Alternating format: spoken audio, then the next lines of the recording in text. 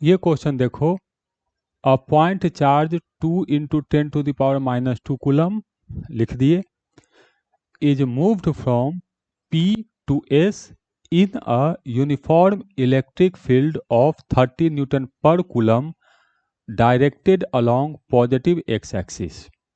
करा एक uniform electric field है 30 न्यूटन पर कूलम का और ये एक्स एक्सिस की तरफ डायरेक्टेड है, और एक चार्ज Q को पॉइंट P से पॉइंट S मूव करके लाए हैं। मतलब P इनिशियल पोजीशन है, S फाइनल पोजीशन है। ठीक, P और S का कोऑर्डिनेट दिया हुआ है। पॉइंट P का कोऑर्डिनेट है 1, 2, 0, तो Z तो इसका 0 है, और इसका कोऑर्डिनेट है 0, 0, 0, मतलब पॉइंट S ओरिजिन है।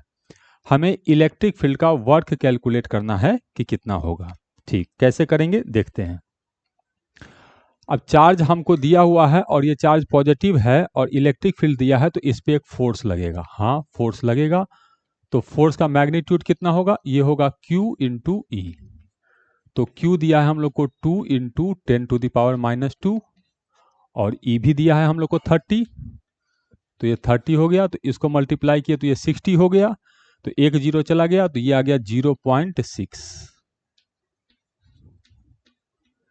तो चार्ज पर फोर्स हम लोग को 0.6 न्यूटन का लग रहा है। अब हो रहा है कि किधर लग रहा होगा, तो इलेक्ट्रिक फील्ड डायरेक्टेड है एक्स एक्सिस की तरफ और चार्ज पॉजिटिव है, तो इस पर फोर्स +x डायरेक्शन में लगेगा। तो फोर्स हम लोग को लग रहा है +x डायरेक्शन में, तो फोर्स को वेक्टर फॉर्म में लिखेंगे तो ये हो जाएगा 0.6 I कैप।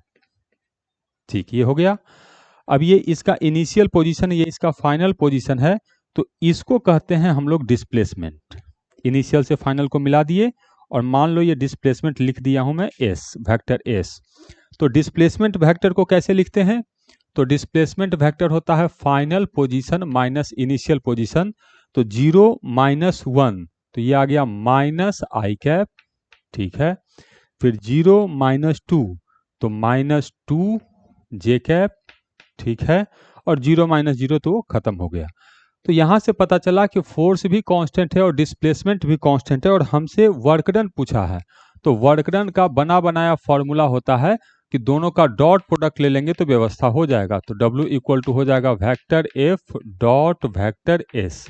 तो डॉट प्रोडक्ट में I का I के साथ लिया जाता है, तो ये आ गया हम लोग को -0.6 जूल। यही हम लोग का आंसर है। लेकिन यहाँ ऑप्शन में सब हमको मिली जूल में दिया है, तो इसको 1000 से मल्टीप्लाई करना पड़ेगा, तो ये हो जाएगा -600 मिली जूल। तो वर्क डन पहला चीज की नेगेटिव है। हाँ, तो इस हिसाब से देखो कि पहला ऑप्शन और ये C और D यही हो सकता है, और 600 है, तो करेक्ट आंसर है इसका C।